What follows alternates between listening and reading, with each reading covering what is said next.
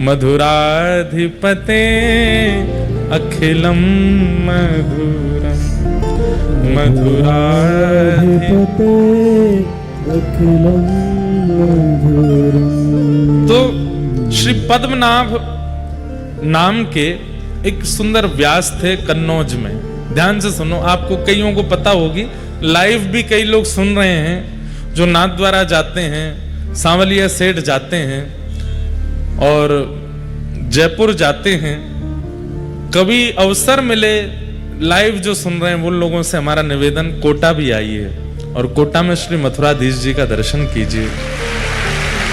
आपको तो कथा सबको पता ही है, पर जिनको नहीं पता है उनको लाइव वालों को हम सुना देते हैं। तो एक व्यास जी हुए कन्नौज में, उनका नाम था श्री पद्मनाभ। क्या नाम था? बहुत सुंदर कथा करते थे। हजारों लाखों की तादाद में लोग उनकी कथा सुनकर के अपनी शंकाओं का समाधान और परमानंद की प्राप्ति करते थे। परंतु उनके चित्त में इच्छा प्रकट हुई कि मैं सबका समाधान करता हूं, मेरा समाधान कौन करे। कई बार बंधुओं, कथा कहने वाले सबके समाधान करते, पर उनके चित्त में भी इच्छा होती है कि हम भी कहीं किसी गुरु आश्रय में जाएं जो हमारा समाधान करे। और एक बात बताएं, वक्ता अगर इस प्रकार की वृत्ति रखता है उसको अहंकार कभी नहीं हो सकता। नहीं तो इस व्यासपीठ पे अहम बहुत जल्दी आ जाता है। इतने लोग प्रणाम करते हैं, इतने लोग वंदन करते हैं, इतने लोग सब आगे पीछे घूमते हैं, सब करते हैं, तो अहम आना बहुत स्वाभाविक हो जाता है। लेकिन व्यासपीठ पर बैठा वक्ता भी अपने ऊपर किसी आचार्य को मानता है और उनके सदा शरणागत में रहता है, तो उसके अंदर अहम नहीं आ सकता। तो श्री पद्मनाभ व्यास जी ने मन में विचार किया कि पद्मनाभ दास जी ने कि मैं किसके आश्रय में जाऊं, मेरा समाधान कौन करे। इसी भावना से कथा कहते थे कि हे भागवत जी, आप कृपा करो कि मेरे समाधान करने वाले गुरु भी आवे। तभी कन्नौज में श्रीमद वल्लभाचार्य महाप्रभु जी का आगमन हुआ। बंधुओं, श्रीमद वल्लभाचार्य जी कौन हैं? भगवान के मुख का अवतार हैं। ठाकुर जी की प्रत्येक वस्तु अवतार धारण करती है। आप कहेंगे क्यों? उनको आवश्यकता क्या है? भगवान के कंगन भी अवतार लेते हैं, भगवान का मुकुट भी अवतार लेता है, ठाकुर जी की वंशी भी अवतार लेती है, ठाकुर जी की पीतांबरी भी अवतार लेती है। ये सब भी आचार्य रूप धारण करके आते हैं। कहां तक कहूं, ठाकुर जी के अश्रुबिंदु भी अवतार लेते हैं। क्यों? क्योंकि सब लोग इधर देखो, अति सामीप्य में वैल्यू नहीं होती। ठाकुर जी के जितने भी आयुध हैं, ठाकुर जी के जितने भी श्रृंगार हैं, स्वयं ठाकुर जी का मुखमंडल, हस्त कमल, चरण कमल, ये सब भी विचार करते हैं कि हम ठाकुर जी के इतने समीप रहते हैं कि ठाकुर जी को सामने से देखने का अनुभव हमको नहीं हो पाता। क्यों? क्योंकि सब लोग इधर देखो, अति सामीप्य में वैल्यू नहीं होती। ठाकुर जी के जितने भी आयुध हैं, ठाकुर जी के जितने भी श्रृंगार हैं, स्वयं ठाकुर जी का मुखमंडल, हस्त कमल, चरण कमल, ये सब भी विचार करते हैं कि हम ठाकुर जी के इतने समीप रहते हैं कि ठाकुर जी को सामने से देखने का अनुभव हमको नहीं हो पाता। अब विचार कीजिए, भगवान के मुखमंडल को ही इच्छा हो रही है कि मैं भी ठाकुर जी के मुखमंडल को देखूं। कैसे देख सकते हैं? प्रतिबिंब में ही देख सकते हैं। तब भगवान के मुखमंडल ही श्रीमद महाप्रभु जी के रूप में प्रकट हुए। मतलब महाप्रभु वल्लभाचार्य जी का दर्शन जिन्होंने किया, उन्होंने साक्षात ठाकुर जी के मुख का दर्शन किया। तो महाप्रभु जी प्रकट हुए। यशोदा जी का अवतार भी माना जाता है, श्री यशोदा जी के भाव से, पर गोसाई जी में यशोदा जी के भाव ज्यादा अनुभव होते हैं। गोसाई श्री विठलनाथ जी महाप्रभु जी के पुत्र। तो महाप्रभु जी का कन्नौज आगमन हुआ। तब पद्मनाभ दास जी उनकी कथा सुनने के लिए गए। तब कथा में जैसे ही एक बात आप अनुभव करेंगे। कथा का एक स्वरूप होता है, जिज्ञासा लेकर के घर से चलिए कि मुझे इस बारे में जानना है। आप आश्चर्य करेंगे, हमें मत बताइएगा या किसी भी कथा में जाकर के व्यास जी को मत बताइएगा। आप जिज्ञासा लेकर के कथा में आइए, किसी ना किसी रूप में ध्यान से सुनिएगा, आपकी जिज्ञासा का समाधान अपने आप व्यासपीठ दे देगी। ये कथा का एक चमत्कार समझ लीजिए। यहां जिज्ञासा लेके बैठे, पर हां जिज्ञासा के रूप में ये नहीं होना चाहिए कि मेरा ब्याह कब होएगा या मेरी पत्नी मोते लड़नों बंद कब करेगी, मेरे बच्चे मेरी बात कब मानेंगे। संसारी भावना नहीं, जिज्ञासा होनी चाहिए आत्म कल्याण की। आप आकर के बैठो, आपकी जिज्ञासा का समाधान कथा करेगी। तो पद्मनाभ दास जी के चित्त में क्या जिज्ञासा थी? मैं इतनी कथाएं करता हूं, इतने लोगों के समाधान करता हूं, पर मेरे चित्त को शांति क्यों नहीं मिलती?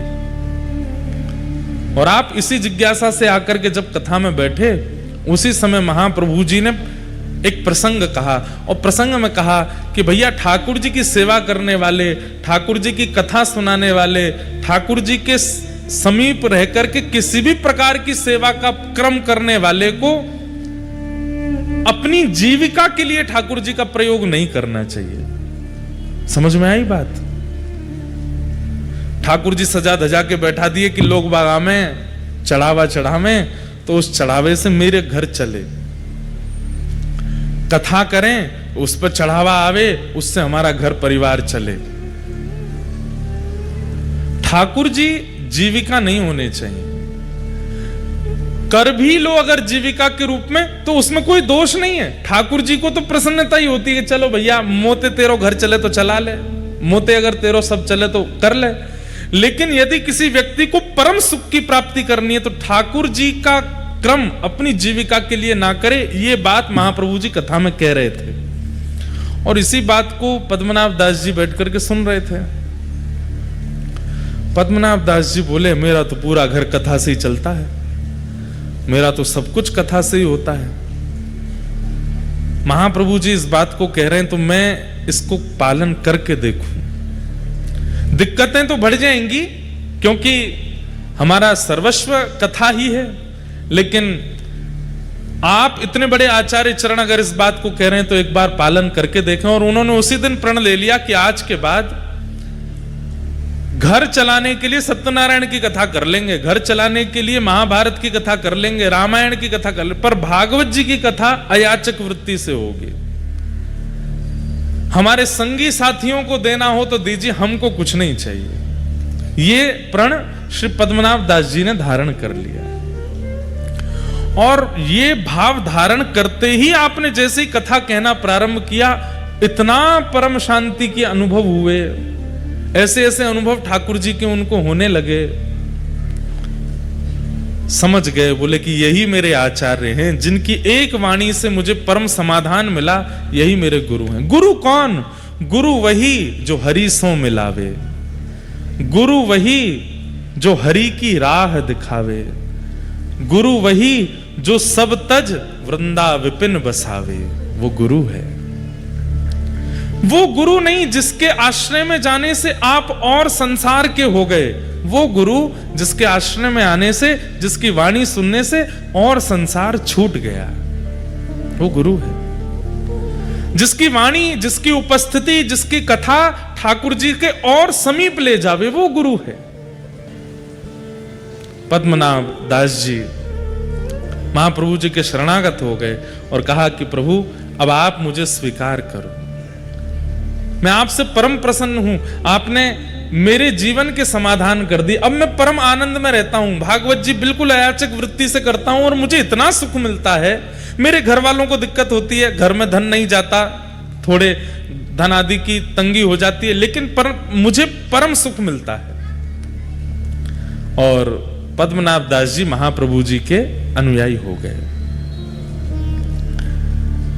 महाप्रभु जी यदा कदा कहीं कहीं जाते तो पद्मनाभ दास जी को संग लेके जाते थे। गुरु भी कई बार शिष्य के शिष्यत्व को परखता है, और परखना भी चाहिए। शिष्य धनवान है, शिष्य सर्वगुण संपन्न है और उस पर कृपा ज्यादा करे, यह गुरु का स्वभाव नहीं होना चाहिए। गुरु शिष्य के शिष्यत्व को देखे और महाप्रभु जी ने पद्मनाभ दास जी के शिष्यत्व को देखा। सब लोग इधर देखिए, कहां से पधारे आपके निधि, सुनिए उनके बारे में। और ऐसा कैसा जीवन एक साधक को रखना पड़ता है तब जाकर के ऐसे निधि मथुराधीश जैसे प्राप्त होते हैं, ये सुनिए। तो श्री पद्मनाभ दास जी महाप्रभु जी के साथ जाते थे। एक बार महाप्रभु जी कहीं प्रवास पर गए और आप प्रसाद करने के लिए बैठे थे, बाहर द्वार पर पद्मनाभ दास जी खड़े थे। तभी एक व्यक्ति दौड़ा दौड़ा आया और बोला महाप्रभु जी कहाँ हैं, मुझे उनसे मिलना है। तो पद्मनाभ दास जी बोले भैया अभी आचार्य चरण प्रसाद पा रहे हैं, हमें बता दो क्या बात है। क्रोध में था तो उसने बताया महाप्रभु जी के पीछे पीछे चल रहा था मैं, ये जान करके कि ये आचार्य हैं, इनकी सन्निधि में रहने से मुझे आनंद की प्राप्ति होगी, पर मेरे साथ तो गलत हो गया। बोले क्यों? अब ये तो आगे से कहीं मुड़ गए, वहां पर डकैतों ने मुझे पकड़ लिया और मेरा सब धन हरण कर लिया, मेरे गले का सब आभूषण ले गए और मेरे साथ तो बड़ा बुरा हुआ। तो मैं जितना मेरा आभूषण चोरी हुआ, जितने धन चोरी हुआ, सब मांगने आया हूं, क्योंकि इनके पीछे चल रहा था मैं। तो पद्मनाभ दास जी बाहर खड़े खड़े सोचे ये बात महाप्रभु जी तक जाने लायक नहीं है। उन्होंने कहा कितना धन बनता है तुम्हारा? बोले इतना इतना धन बनता है। तो बोले चलो हम दिलाते हैं। और उनको किसी सेठ के पास गए, सेठ से कर्जा लेकर के उस व्यक्ति को धन दे दिया, महाप्रभु जी को नहीं बताया। अब वो सेठ जी बोले भैया इतना ब्याज बनेगा, कब लौटाओगे? बोले कि अब मैं करूंगा। खुद तो नियम धारण कर चुके थे कि बिना धन के कथा करनी है, और कोई कुछ आता नहीं था, धन कहां से आवे, वापस कैसे लौटा मैं? तब एक राजा आपके पास आया कि मुझे आपसे कथा सुननी है, आपके बारे में बहुत सुना है। तो बोले हम कथा तो करेंगे लेकिन दक्षिणा नहीं लेंगे। राजा तो कथा मांगने ही आया था, तो 4-5 बैलगाड़ी भर के सामग्री लेके आया था। बोले हम धन नहीं लेंगे। तो राजा बोला तो फिर ऐसे ही सुना दीजिए, हमको क्या, आप नहीं लेंगे तो हमें तो कथा सुननी है। लेकिन तभी उनको याद आया कि वो एक सेठ का हमको चुकाना है, पर कथा का पैसा भी नहीं लेना है, क्या करें? तो आपने राजा से कहा अगर हम भागवत ना सुना करके महाभारत सुना दें तो हम दक्षिणा ले लेंगे। राजा बोला हमको तो भागवत सुननी है। बोले कि सुनो देखो हम तुमसे क्या छुपाएं, सीधी बात ऐसी है, हमने नियम लिया कि हम भागवत जी का दक्षिणा नहीं लेंगे, और हमको किसी का कर्जा चुकाना है तो हम महाभारत सुना देंगे ताकि तुम दक्षिणा दो तो हम उसका चुका दें। राजा इतना आनंदित हो गया, आप कितने सरल हैं, महाभारत ही सुनाओ। तब आपने महाभारत की कथा सुनाई और महाभारत सुना करके जो दक्षिणा मिली ब्याज सहित उस सेठ को चुका दिया। अब ये खबर अभी तक महाप्रभु जी को नहीं है कि पीछे से ही शिष्य क्या कर रहे हैं। यही तो शिष्यत्व होता है।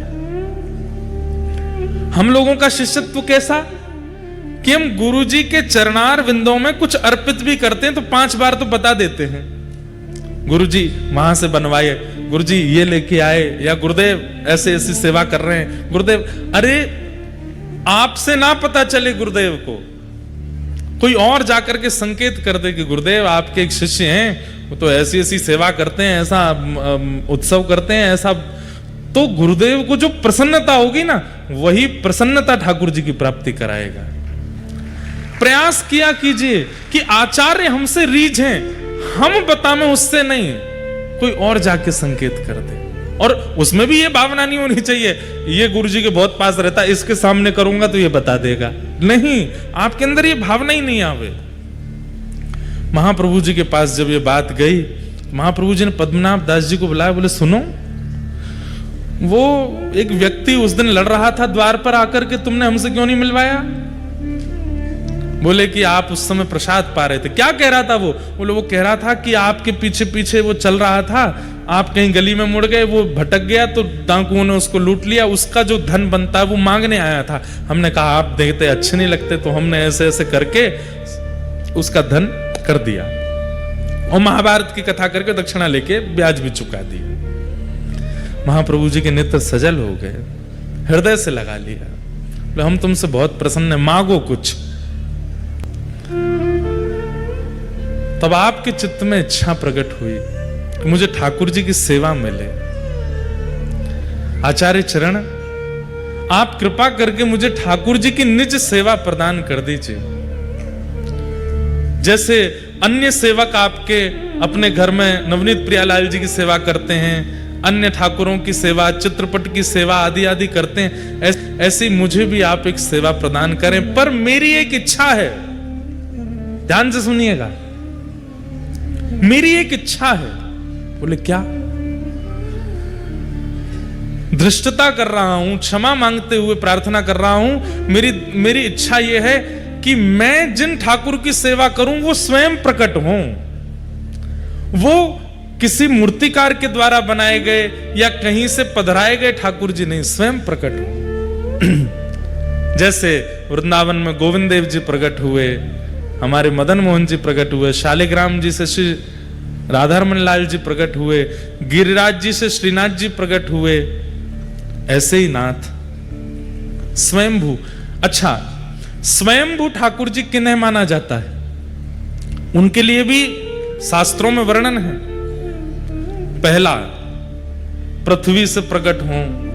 दूसरा, पहाड़ से प्रकट हों, पर्वत से प्रकट हों। तीसरा, शुद्ध दैविक नदियों से प्रकट हों।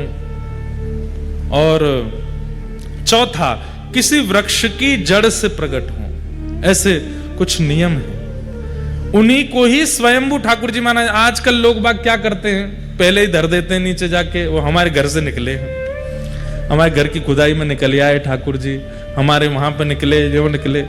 स्वयंभू ठाकुर जी का भी नियम बताया गया। या शालिग्राम से प्रकट हों, जैसे हमारे राधारमण लाल जी, उनको स्वयंभू ठाकुर जी माना जाता है। तो श्री पद्मनाभ दास जी ने इच्छा प्रकट की कि महाप्रभु जी, मैं सेवा करना चाहता हूं ठाकुर जी की, लेकिन ठाकुर जी स्वयंभू हों, स्वयं प्रकट हों। महाप्रभु जी प्रसन्न हो गए, बोले चिंता मत करो, प्रतीक्षा करो। अगर सेवा चाहते हो तो सेवा तो आज से पधरा दें, लेकिन तुम्हारी इच्छा स्वयंभू की है तो स्वयंभू के लिए चित्त में ठाकुर जी को विराजमान करो और बस प्रतीक्षा करो। कृपा होगी तो ठाकुर जी प्रकट होंगे। पद्मनाभ दास जी बोले, ठाकुर जी की कृपा कब होगी पता नहीं, वो तो 1 जन्म 2 जन्म 10 जन्म लगा देते हैं, पर गुरु प्रसन्न हो जाएंगे तो अभी हो जाएगी। आप बस रीच करके कह दीजिए कि ठाकुर जी मिलेंगे। महाप्रभु जी बोले, हम आशीष देते हैं कि ठाकुर जी मिलेंगे, बस प्रतीक्षा करो। अब प्रतीक्षा करो यह शब्द कहा तो इसके बाद शिष्य का यह मतलब नहीं होता कि रोज पूछे और कितनी प्रतीक्षा, और कितने दिन। नहीं, प्रतीक्षा मतलब अब करते ही रहो, पूछो नहीं दोबारा। अनेक वर्षों तक प्रतीक्षा की। महाप्रभु जी के साथ जहां जहां प्रवास पर जाते थे, कभी कभी जाते थे, फिर बाद में महाप्रभु जी ने इनको सदा के लिए रख लिया। जहां भी जाते थे ये साथ ही जाते थे। प्रवास करते हुए एक दिन आप गोकुल पधारे, पद्मनाभ जी साथ में पधारे, और गोकुल में संध्या के समय पर महाप्रभु जी यमुना जी के तट पर बैठ करके संध्या कर रहे थे, और दूर बैठ करके श्री पद्मनाभ दास जी अपने गुरुदेव को बस देखते ही रहते थे, दर्शन ही करते रहते थे। दर्शन करते करते करते करते तभी यमुना जी की रेत अपने आप खिसकने लगी जमुना जी के भीतर। आप देख करके आश्चर्यचकित हो गए, और महाप्रभु जी की उस समय संध्या चल रही थी, संध्या का मध्यस्थ था। और तभी क्या देखते हैं कि ताल वृक्ष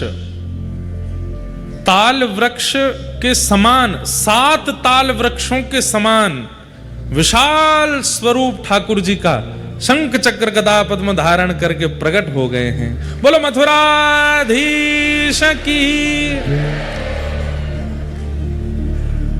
इतने विशाल स्वरूप प्रकट हुए कि 7 ताल के वृक्ष के समान स्वरूप था ठाकुर जी का। आचार्य चरण ने देख करके तुरंत प्रणाम किया, पद्मनाभ दास जी तो देख करके हैरान रह गए, ये कितना विशाल विशिष्ट स्वरूप, अद्भुत स्वरूप के दर्शन करके आप आनंदित हो गए।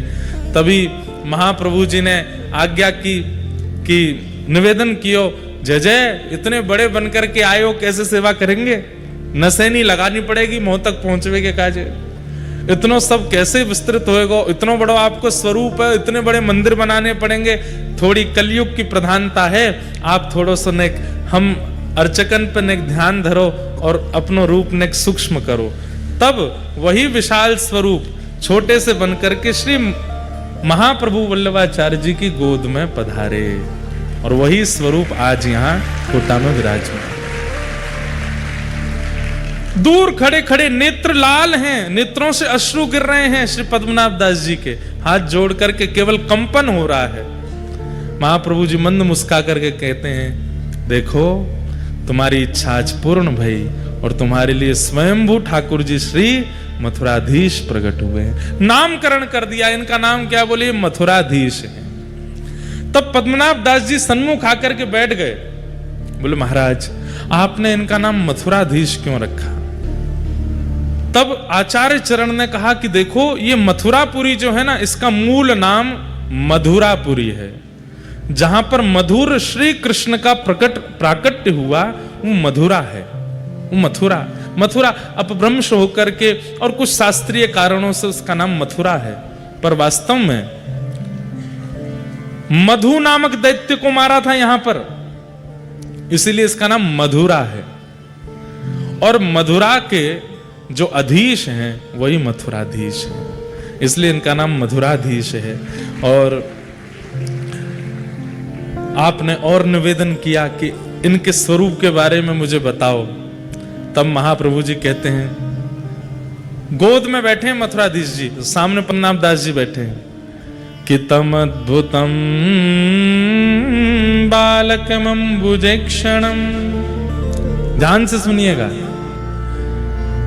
ये मथुराधीश जी जो हैं ये विशाल विराट ठाकुर जी नहीं है।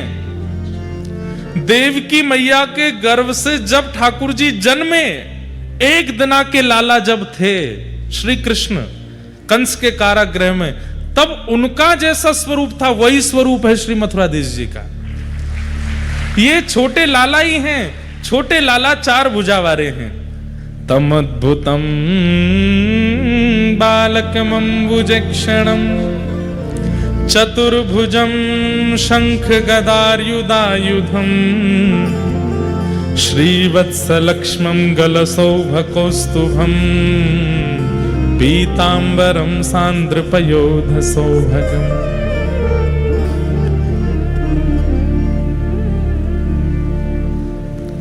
महाप्रभु जी कहे,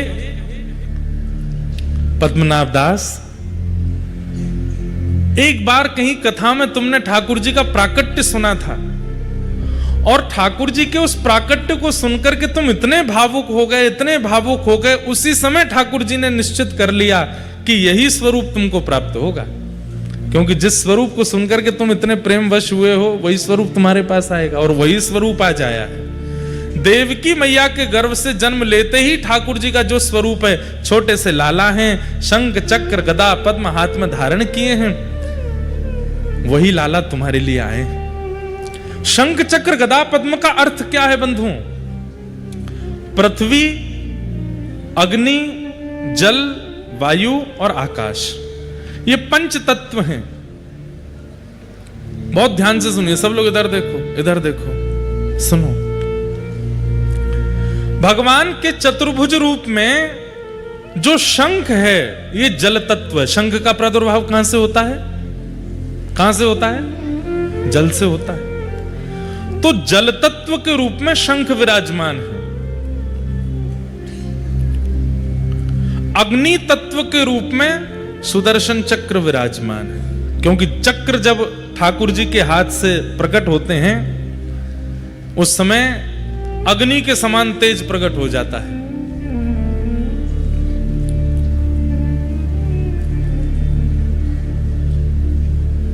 और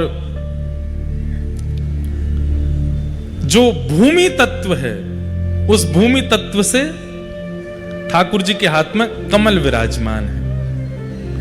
और आकाश तत्व से ठाकुर जी के हाथ में गदा विराजमान है। और वायु तत्व ठाकुर जी का स्वयं स्वरूप है। कैसे?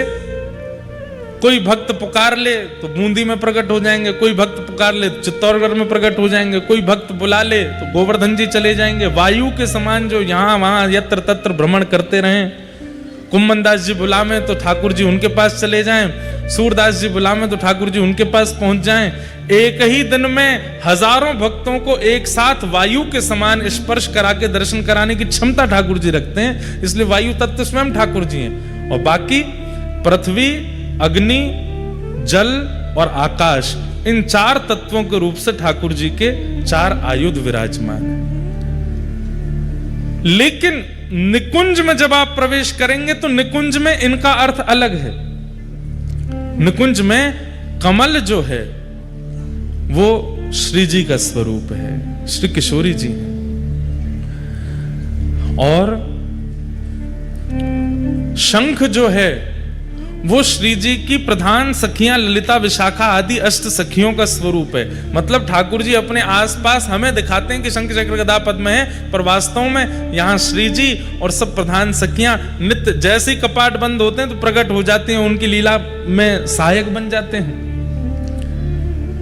तो बोले फिर गदा और चक्र किस लिए है? बोले कहीं कोई निकुंज का अधिकारी नहीं है और वो यहां अनुभव करना चाहे तो उसके लिए गदा और चक्र बाहर रक्षक के रूप में विराजमान होते हैं। इस प्रकार से 4 आयुध है।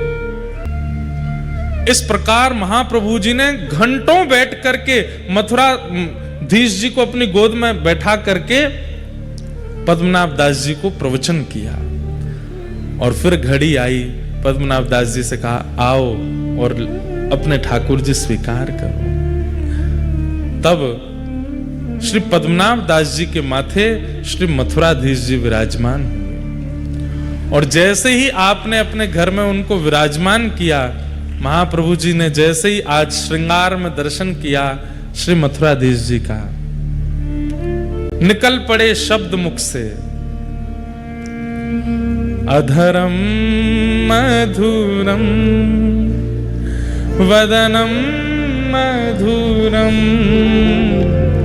अधरम मधुरम वदनम मधुरम, नयनम मधुरम हसितम मधुरम, नयनम मधुरम हसितम मधुरम, मधुराधिपते अखिलम मधुरम, मधुराधिपते अखिलम मधुरम, मधुराधिपते अखिलम मधुरम, मधुराधिपते अखिलम हृदयम मधुरम गमनम मधुरम, हृदयम मधुरम गमनम मधुरम, हे मधुराधिपते अखिलम मधुरम, मधुराधिपते अखिलम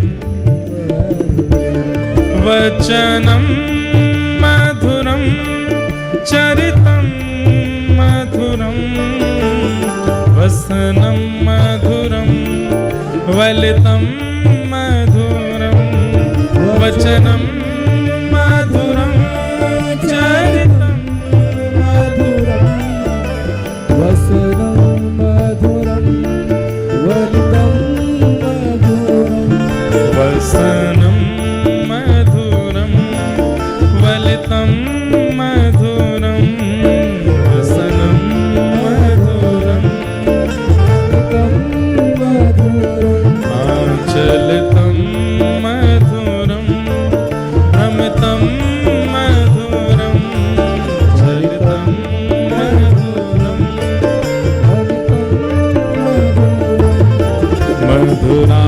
मधुराधिपते अखिलम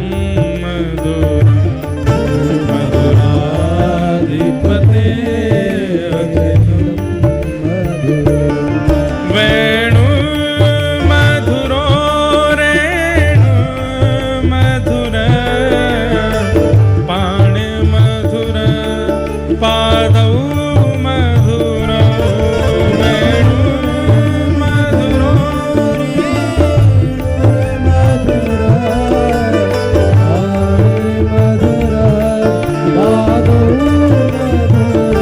नृत्यं मधुरं सख्यं मधुरं नृत्यं मधुरं सख्यं गाइए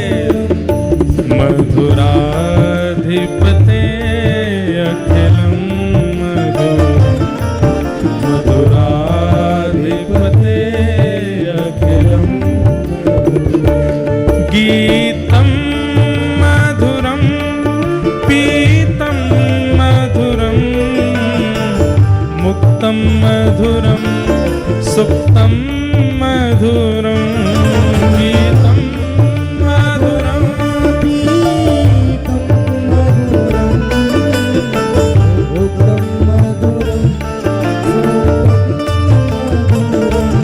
रूपं मधुरं तिलकं मधुरं रूपं मधुरं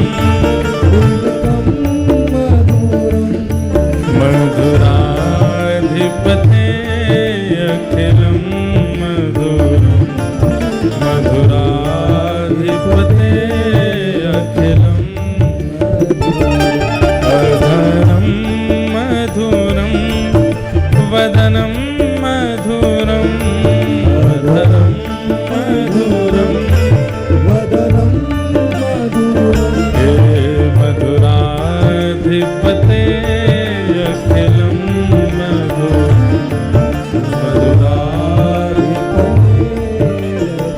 श्री मथुराधीश की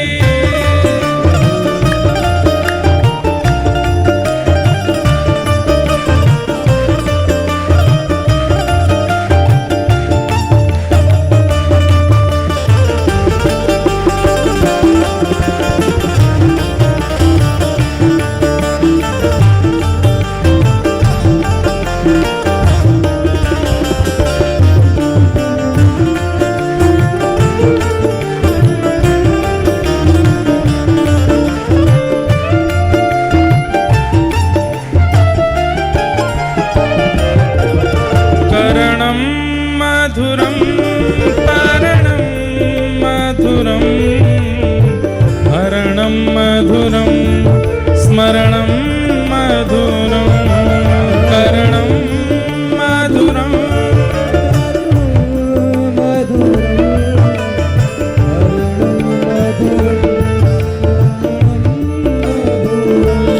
वमितं मधुरं शमितं मधुरं वमितं मधुरं ओ मधुराधिपते अखिलं मधुरं मधुराधिपते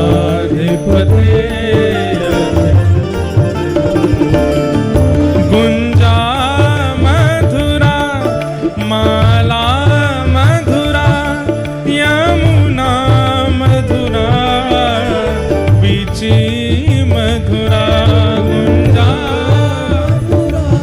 गाइए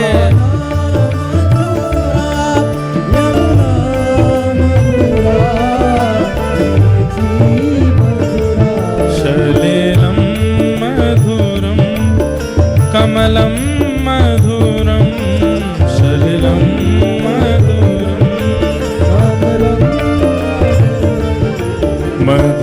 मधुराधिपते अखिलं मधुरं मधुराधिपते गोपी मधुरा लीला मधुरा युक्तं मधुरं मुक्तं मधुरं गोपी मधुरा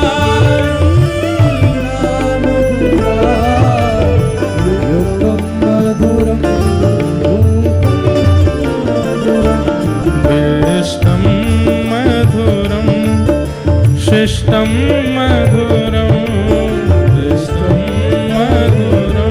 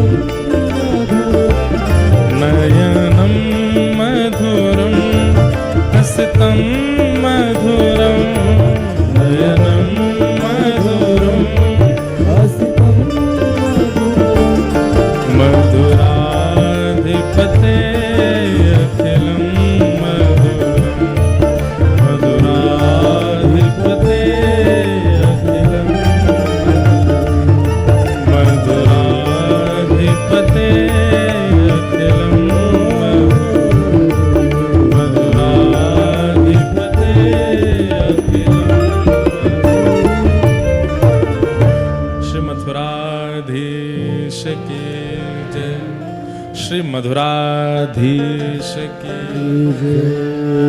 वही मधुराधीश श्री मथुराधीश आपके कोटा में विराजमान हैं। आप सबन को ऐसे मधुराधिपति अखिलम मधुरम ठाकुर जी प्राप्त है वे की बधाई हो, बधाई हो, बधाई हो।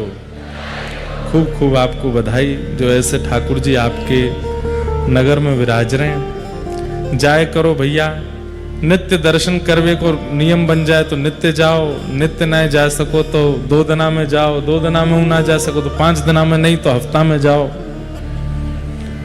हफ्ता से ज्यादा नहीं बोलेंगे, हफ्ता में तो जाना ही पड़े। ठाकुर जी कृपा करके कोटा में विराज रहे हैं।